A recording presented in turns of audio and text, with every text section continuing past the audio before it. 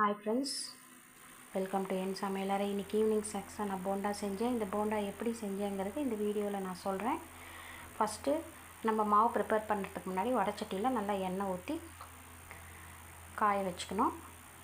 எண்ணெயை ஊற்றி அது எண்ணெய் பாட்டு காஞ்சிட்ருக்கும்போது கடலை மாவு, வெங்காயம் பொடி பொடியாக நறுக்கின வெங்காயம், கொத்தமல்லி தலையும் பொடி பொடியாக நறுக்கிக்கணும், பச்சை மிளகாய் பொடி பொடியாக நறுக்கிக்கணும், பெருங்காயத்தூள், ஏன்னா இது கடலை மாவு இல்லையா, வாய்வு, பெருங்காயத்தூள் கொஞ்சம் போட்டுட்டு ஆப்ப சோடா கொஞ்சம் கலந்துட்டு நல்லா மிக்ஸ் பண்ணிடணும்.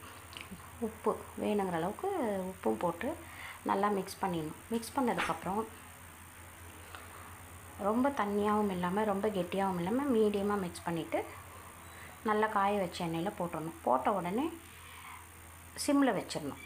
அதாவது ஃப்ளேமை குறைச்சி வச்சிடணும். ஏன்னா உள்ளுக்குள்ளே அப்போ தான் நல்லா வேகும் போண்டா. பாருங்கள், வெந்துருச்சு.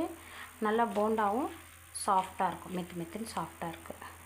அப்புறம் நல்லா வெந்தோடனே திருப்பி போட்டு வெந்ததுக்கப்புறம் நம்ம எடுத்துடணும். எடுத்து இந்த மாதிரி செஞ்சு சாப்பிட்டு பாருங்கள், சூப்பராக இருக்கும் ஃப்ரெண்ட்ஸ். ட்ரை பண்ணி பாருங்கள். என்னோடய சேனலை சப்ஸ்கிரைப் பண்ணாதவங்க சப்ஸ்கிரைப் பண்ணுங்கள்.